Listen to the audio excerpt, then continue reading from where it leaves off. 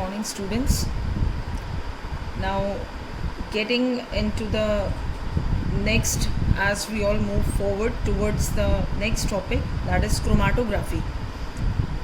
As I've given notes yesterday, but now heading towards the explanation of the topics, that is chromatography, distillation again bifurcated into two parts, or you can say into two types, that is simple distillation and fractional distillation. Okay, now we are heading towards chromatography. Now students, what is basically a chromatography? Chromatography is a technique of separating two or more dissolved solids which are present basically in the solution but in a very small quantities.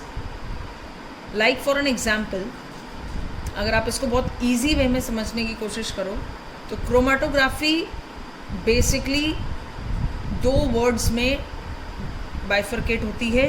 The first word जो बना है आपका, that is Chrome. Chrome का मतलब ही होता है बेटा colour. Chrome means colour. ठीक है.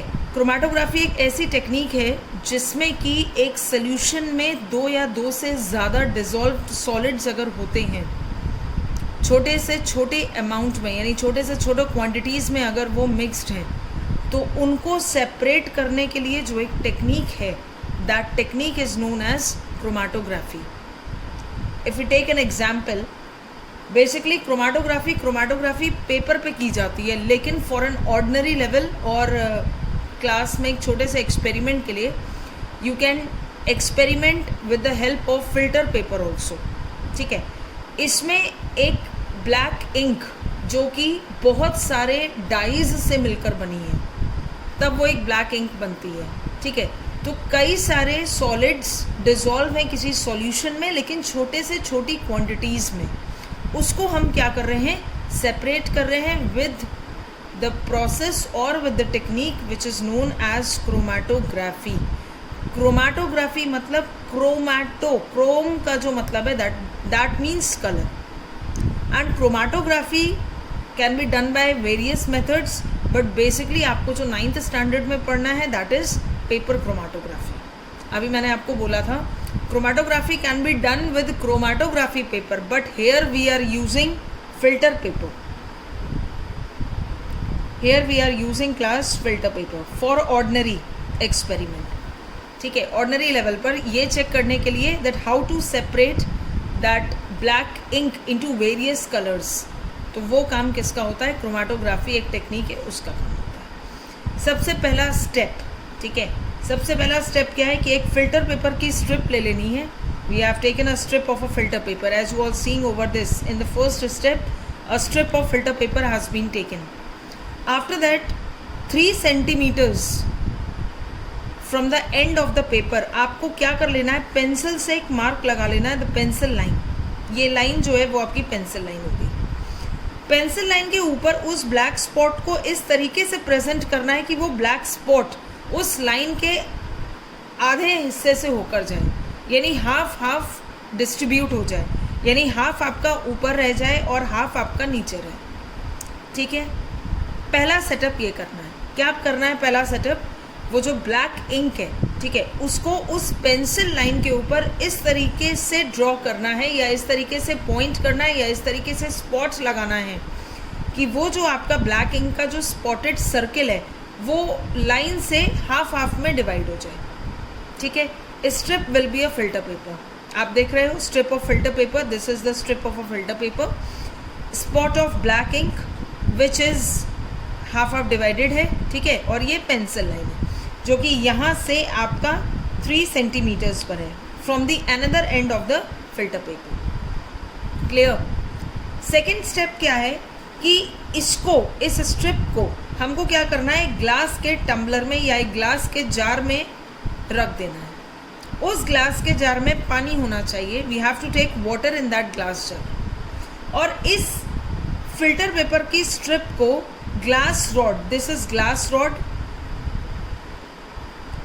and these are 2 clips you can say, or you can fix it with cello tape. और आपको इसको क्या कर देना है, ग्लास जार के अंदर इस स्ट्रिप ऑफ फिल्टर पेपर को डिप करना है। डिप इन द सेंस इसको ऐसे होल्ड करना है कि आपका जो पेंसिल लाइन है वहाँ तक पानी नहीं आना चाहिए, पेंसिल लाइन के नीचे तक ही पानी रहना चाहिए। Now what will happen by the process or by the action of capillary? Now what will works over here? Capillary action will work, और कैपिलरी एक्शन की वजह से बेटा क्या हो जाएगा, जो ये पानी का लेवल है ये बढ़ेगा, the water will rise, water will rise in the third step by the action of capillary. ध्यान रखिएगा, by the action of capillary, capillary की एक्शन की वजह से वाटर क्या होगा, ऊपर बढ़ेगा, राइज होगा। ठीक है, अब जब पानी धीरे धीरे बढ़ेगा ऊपर, ठीक है, नाउ व्हाट विल हैपन, जो डाई सबसे ज़्यादा सॉल्युबल है वाटर में वो सबसे पहले डिसॉल्व हो जाएगी और उस पेपर पे एक स्पॉट छोड़ जाएगी। ठीक है, जैसे आप अपने बुक में जो बना हुआ है उसमें यहाँ पर ग्रीन है, ये ब्लू है, ये पर्पल है, तो मैंने वैसे ही इसको भी मार्क किया है so that you can understand it on the better level। ठीक है, तो जैसे ही कैपिलरी एक्शन होता है वाटर बढ़ा और जो डाई सबसे ज़्यादा सॉल्युबल होती है वो सबसे पहले डिसॉल्व होती है।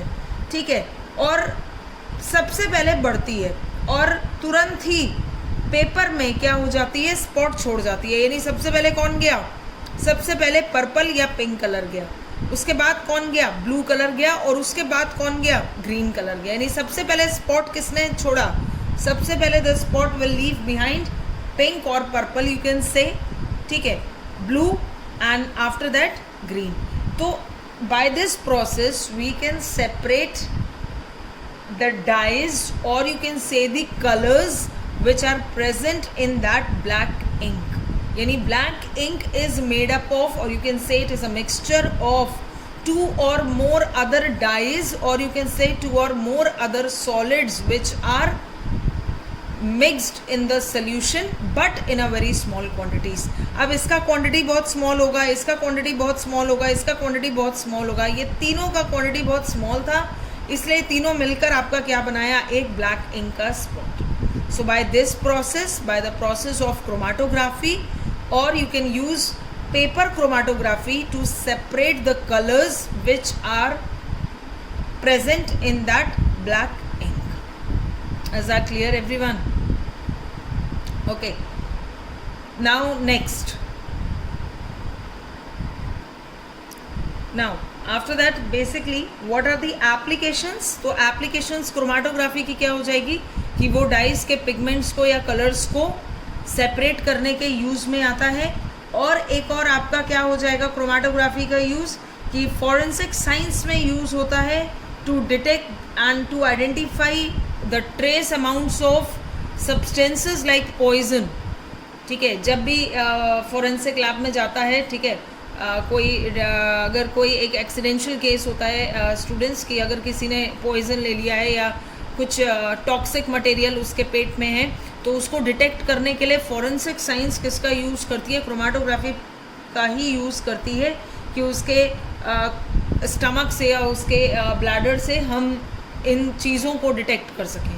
तो these are some of the applications of chromatography where this technique has been used in forensic science, और you can say to detect the poisons, और यू कैन से कि आपका क्रोमाटोग्राफी बेसिकली सेपरेट करने के काम में आता है solution of coloured substances like dyes या फिर पिगमेंट्स। ठीक है, अब आगे बढ़ते हैं, द प्रोसेस ऑफ डिस्टिलेशन, और you can say the next technique which is very important and it is very easy. Distillation क्या होता है क्लास, कि डिस्टिलेशन एक ऐसा प्रोसेस है जिसमें कि लिक्विड का हीट होना और वापस से जब लिक्विड हीट होता है, तो all of you all know that कि जब भी कोई लिक्विड हीट होता है तो इट टर्न्स इनटू वेपर और गैसेस। ठीक है, लेकिन सिर्फ एक ये सिंगल प्रोसेस डिस्टिलेशन में नहीं आता है। डिस्टिलेशन एक कंप्लीट प्रोसेस है जिसमें कि एक लिक्विड हीट होने के बाद वेपर या फिर गैस मिलता है, लेकिन उस वेपर और गैस को अगर हम कूल करें तो हमें वापस लिक्विड मिलता है। This complete process is called as distillation. ये कंप्लीट प्रोसेस आपका क्या कहलाता है, डिस्टिलेशन। आप ये नहीं कह सकते हैं कि when the liquid gets on heat it turns और it changes its state into vapour और गैसेस, यानी लिक्विड के हीट होने पर आपका वेपर और गैसेस मिले, ये डिस्टिलेशन है तो नहीं। डिस्टिलेशन प्रोसेस वो प्रोसेस होता है किसी भी लिक्विड को हीट करने पर अगर वेपर और गैस मिलती है और वेपर और गैस को दोबारा कूल करने पर यानी कंडेंस करने पर अगर हमें लिक्विड मिलता है, मिलेगा ही ऑब्वियसली। किसी भी गैस पोर्शन को अगर आप कंडेंस करते हो, ठंडा करते हो, तो हमें पानी मिलता है। ये प्रोसेस कहलाता है आपका डिस्टिलेशन। आप देख रहे हो, liquid on heating turns into vapour और gas, while on cooling it becomes liquid, then this whole process is so called as distillation. Clear? ठीक है। अब कूल होने के बाद, ठीक है, सपोज वो वेपर में कन्वर्ट हो गया। वेपर में कन्वर्ट होने के बाद जब हमने उसको कूल किया और कूल होने के बाद जो लिक्विड हमको मिलता है आफ्टर कूलिंग, ध्यान रखिएगा, आफ्टर कूलिंग या after the process of condensation या आफ्टर द कूलिंग, किसकी cooling? After cooling of vapour और गैस,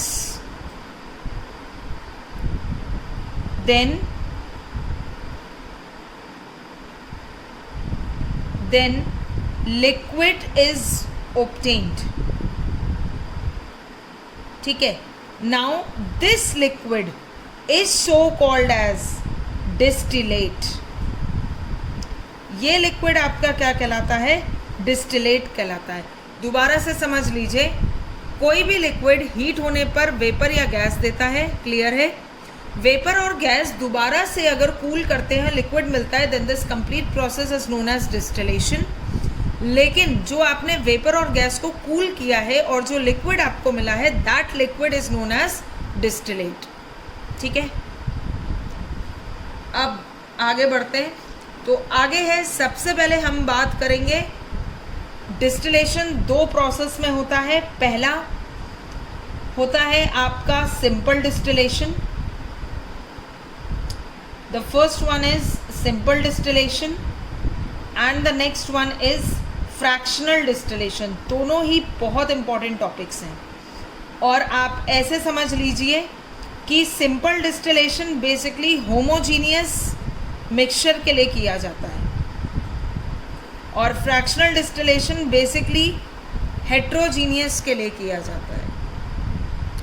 या आप इनको दूसरे तरीके से अगर समझ लीजिए तो आपका जो फ्रैक्शनल डिस्टिलेशन होता है बेसिकली इममिसिबल लिक्विड्स के लिए किया जाता है।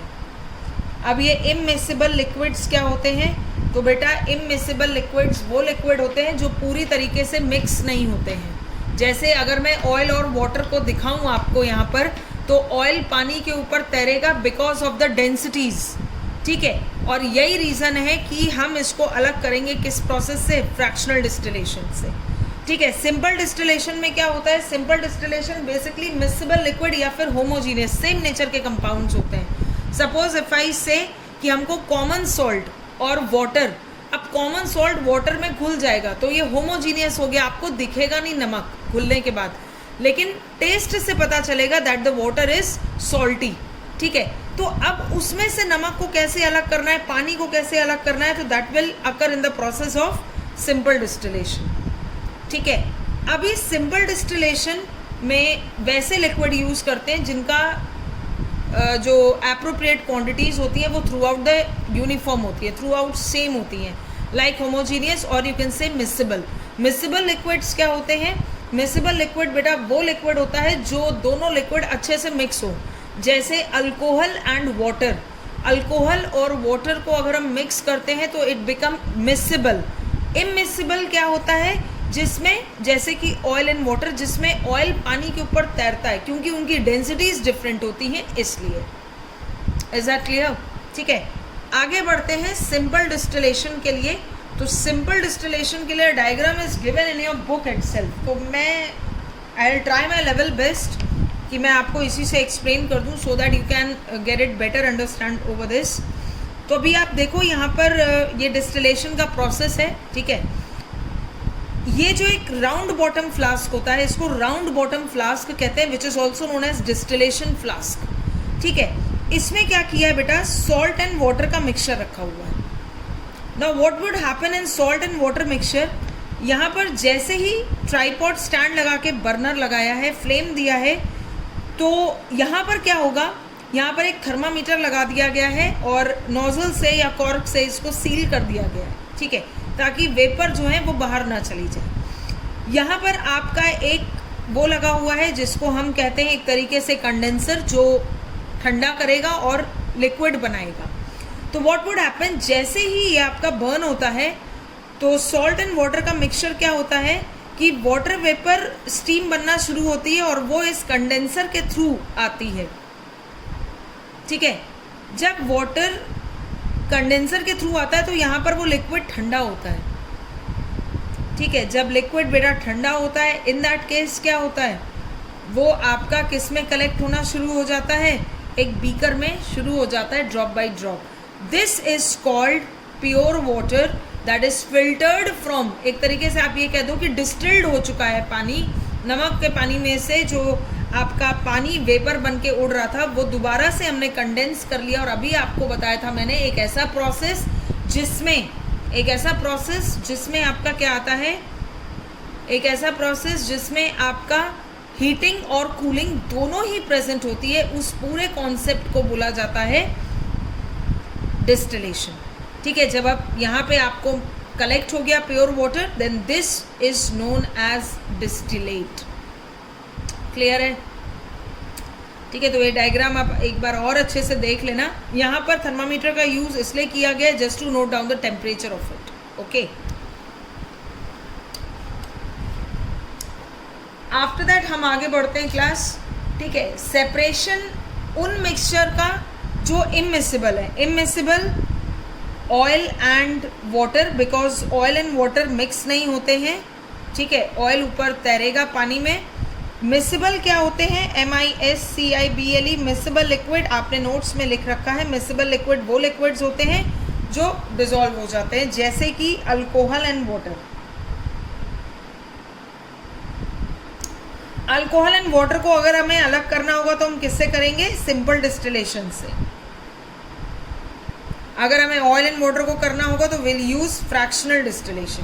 क्रूड ऑयल में से पेट्रोल और भी कई सारे, गैसोलीन, ठीक है, और आपका डीजल, ये सब अलग करते हैं क्रूड ऑयल से, bye the process of which, bye the process of fractional distillation, bye the process of fractional distillation. Fractional distillation की ही मदद से हम क्या करते हैं, अलग कर पाते हैं क्रूड ऑयल में से पेट्रोल, डीजल, ठीक है, इन सबको।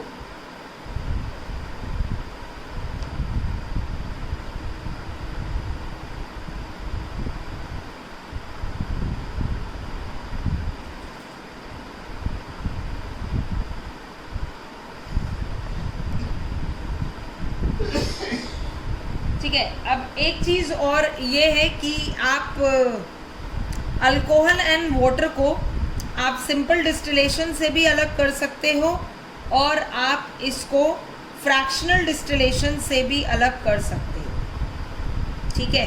फ्रैक्शनेटिंग कॉलम का यूज़ करते हैं और हम इसको अलग कर सकते हैं। जैसे फॉर एग्जाम्पल आपके बुक्स में इसका ही एक एग्जाम्पल दिया हुआ है जिसमें अल्कोहल और वाटर को हम अलग कर रहे हैं, ठीक है। आप देख रहे हो अल्कोहल एंड वाटर वेपर्स की जो वेपर्स हैं वो आ रही हैं, इन बीड्स को लगाया गया है, ठीक है, इन ग्लास बीड्स को लगाया गया है। ग्लास बीड्स को लगाने से क्या होगा कि उनमें एक ग्रेडियंट बनेगा जिसकी वजह से उनका जो एक टेम्परेचर है वो ऊपर तक रेज होगा, ठीक है। अब अल्कोहल वेपर्स यहाँ पर आई हैं, उसके बाद आपका यहाँ पर क्या हो गया है, अल्कोहल वेपर्स दोबारा से ठंडी हो रही हैं और ये क्या बन रहा है आपका, अगेन लिक्विड। अल्कोहल आपका बिल्कुल इधर पे क्लियर हो जाएगा और वहाँ पर जो पानी की वेपर्स हैं वो आपके इससे ही कलेक्ट हो जाएंगे और बीड्स को अल्कोहल के वेपर्स क्या कर जाएंगे, क्रॉस कर जाएंगे, ठीक है। तो ये आपका एक प्रोसेस है जिसको हम कहते हैं फ्रैक्शनेटिंग कॉलम। ये एक फ्रैक्शनेटिंग कॉलम का काम कर रहा है। फ्रैक्शनेटिंग कॉलम मतलब फ्रैक्शंस में बट जाना, अलग अलग फ्रैक्शंस में बट जाना। ठीक है, इसके लिए ये यूज़ होता है और उसी के हिसाब से आपका अल्कोहल और वाटर सिंपल डिस्टिलेशन या फिर फ्रैक्शनल डिस्टिलेशन से सेपरेट किया जा सकता है। Is that clear everyone? After that एक प्रोसेस और है, इसके बहुत सारे आपके एप्लीकेशंस है। पहला एप्लीकेशन मैंने आपको बता दिया कि ये मिसिबल लिक्विड और इममिसिबल लिक्विड्स को अलग करने के काम में आता है, अल्कोहल एंड वाटर को भी अलग कर सकता है। ठीक है, दूसरा चीज़ मैंने आपको बताया था कि ये क्रूड ऑयल को पेट्रोल, केरोसिन, गैसोलीन, डीजल इन सब में भी अलग कर सकता है, इसमें काम में लाया जाता है। ठीक है, फ्रैक्शनल डिस्टिलेशन का कई बार यूज़ किया जाता है, एयर में जो बहुत सारी गैसेस होती हैं उनको भी सेपरेट करने के लिए यूज़ किया जाता है। ठीक है, तो ये हो गया आपका एक तरीके से फ्रैक्शनल डिस्टिलेशन। सेपरेटिंग फनेल का बेसिकली यूज़ आम तौर से जो सेपरेटिंग फनेल का यूज़ होता है क्लास, वो बेसिकली इममिसिबल लिक्विड्स के लिए होता है आम तौर पे। ठीक है, जो हम सबसे ज़्यादा उसको मोस्टली यूज़ करते हैं सेपरेटिंग फनेल को, वो इममिसिबल लिक्विड्स के लिए ही यूज़ करते हैं, जो ऐसी चीज़ें जो मिक्स ना हो पाए। ठीक है, वाटर ऑयल को हम अलग कर सकते हैं। ठीक है, इममिसिबल लिक्विड से, फ्रैक्शनल डिस्टिलेशन से भी कर सकते हैं, सेपरेटिंग फनेल से भी। ये सब फ्रैक्शनल डिस्टिलेशन के ही पार्ट्स हैं। ठीक है, ये सब जितना भी पार्ट है बेटा, ये सब फ्रैक्शनल डिस्टिलेशन का ही है। ठीक है, बस नाम अलग अलग दे दिए हैं कि हम एक या एक से ज़्यादा लिक्विड्स को इस तरीके से हम अलग कर सकते हैं। So by this we have completed this chapter. ठीक है, in the next class we are moving towards chapter number 3। ठीक है, चैप्टर नंबर 3 के बारे में अगर क्लास बात करें तो chapter number 3 is all about atoms and molecules. ठीक है, एटम्स एंड मॉलिक्यूल्स है आपका चैप्टर नंबर 3। ठीक है, तो एटम बेसिकली क्या होते हैं ये सब पता होना चाहिए। आप सबको एक बात बहुत अच्छे से पता है कि हमारे इन्वायरमेंट में जितना भी मैटर कंसिस्ट करता है या एग्जिस्ट करता है, all of our matter is made up of small atoms और मॉलिक्यूल्स। ठीक है, तो कहीं ना कहीं एटम के बारे में एक कोटेशन भी है बहुत अच्छी सी, that atom can neither be created nor be destroyed. किसी भी एटम को ना ही बनाया जा सकता है और ना ही उसको डिस्ट्रॉय किया जा सकता है। ठीक है, तो इस चैप्टर को, एटम्स एंड मॉलिक्यूल्स को, हम आगे पढ़ेंगे।